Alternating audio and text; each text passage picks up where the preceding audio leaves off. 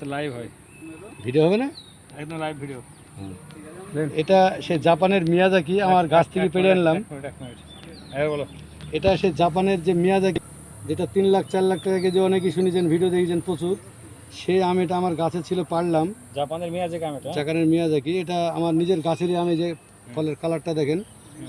আর এই আম দাদারা খাওয়ার জন্য বলছে, তো আমি ফলটা বাড়িতে নিয়ে যেতাম। তো যাই হোক, এখানে কাটা হবে, দাদাদেরকে খাওয়াবো। এটা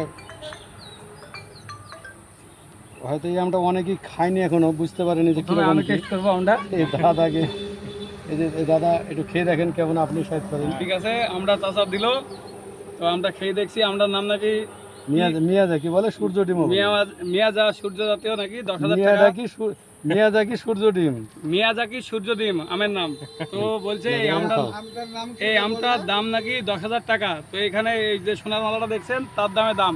তো আমটা খেয়ে আমরা দেখছি কেমন। গত বছর বীরভূমে বিক্রি হয়েছে 10,000 টাকা পিস। হ্যাঁ হ্যাঁ, আমি দেখি যে এটা স্কুলের না মসজিদের বাইরে লাগিয়েছিল। এখানে হয়তো অত দাম হবে না। হ্যাঁ, দেখেন দাদা, দেখেন দাদা, দেখেন আপনি, দেখেন আপনি একটু খেয়ে দেখেন কেমন আচ্ছা। খেতে। সেই জাপানের বিখ্যাত মিয়াজাকি আম খেয়ে দেখছি, টেস্ট করছি। কেমন খেতে সেটা তো বলতে হবে। না, আমরা খেলাম, আমরা টেস্টটা খুব সুন্দর। ভাবছি আমরা একটা চারা লাগাবো। তো তাদের সঙ্গে পরামর্শ নিলাম, তো দেখা যাক।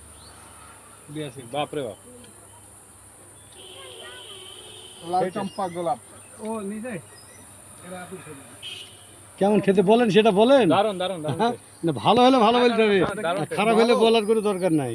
নাও, খারাপ হলে খারাপই বলতে হবে। খারাপ